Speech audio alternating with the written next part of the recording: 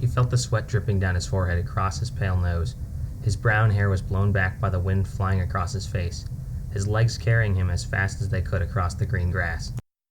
His black sneakers swished with every step as the grass was still wet from yesterday's rain. His brown and white plaid shirt was unbuttoned and rolled up to his elbows, and it blew behind him as a cape like he ran. 6 men dressed in black suits pursued Tom across the field. He could hear the sound of their footsteps as their shoes slowly became soaked from the wet grass. They were running in 2 rows of 3. The man in the center of the first row had a faint purple aura surrounding him, and Tom knew that couldn't be good. They were about 200 feet behind him, but closing fast. Tom thought to himself, why the hell are they chasing me?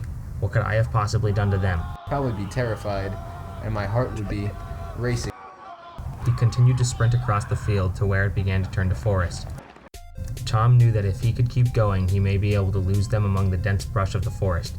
The squishing sounds turned to rustling as Tom started to run through fallen pine needles and leaves. Suddenly, Tom heard a high-pitched sound that pierced his ears. A gunshot. He began to fear for his life, when suddenly a bullet dug into the ground about 5 feet to his left. Just then, the ground burst open as the sound of a small explosion took place where the bullet entered the ground. Dirt, pine needles, and leaves sprung up from the ground as Tom was blown off his feet into a bush.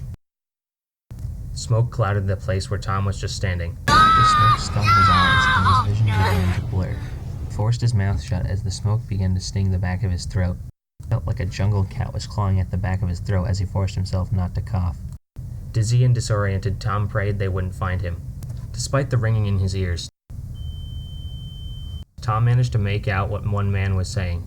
In a deep, harsh voice, he heard the man shout, "You idiot! We're trying to capture him, not kill him." Just then, the same man grabbed the bolt-action rifle out of the man to his left's hands and broke the rifle in half across his knee. Tom heard the sound of snapping wood and shattering metal. Just then, it finally hit him. He knew these were no ordinary people he was dealing with. As the ringing began to fade and his eyes began to clear, he felt a hand across his mouth, and he only heard the words, "Shh." His heart began racing faster. He could hear it pounding through his chest. A soft man's voice whispered in his ear, "I'm not going to hurt you. Just keep quiet." Considering he had no clue what this man was capable of, Tom felt it best to do what he said. They heard 6 footsteps pound past them in the forest as the pine needles rustled past them. The man with the purple aura shouted, "Split up," and they split up into 3 groups. As the forest diverged into 3 different pathways, they split up into groups of 2, and his men took a right, a left, and a straightforward path. The man with the hand across Tom's mouth said, "They'll be gone in a second, just hold tight." Being completely overwhelmed by the situation, Tom blacked out in the bush. This startled the man with his hand across Tom's mouth, so he accidentally let go of Tom's head and he began to fall, and his head crashed down against the pine needles and leaves. The soldier who took the straightforward path with the commander said, "Sir, did you hear that?" As Tom's head made a rather loud thud against the forest floor. They both turned around to see nothing behind them and gazed around for a bit. The man in the bush with Tom made sure he stood absolutely still to be as silent as possible so they wouldn't find them. "Don't distract me like that again or the Lord will have your head," said the man with the purple aura. The soldier began to shake and he said, "Sorry, sir, I thought I heard something behind us."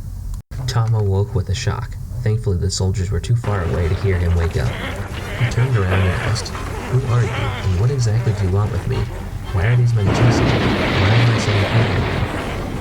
He looked at Tom with a very wide gaze and said, "Tom, you are the one of legends. You can do it strong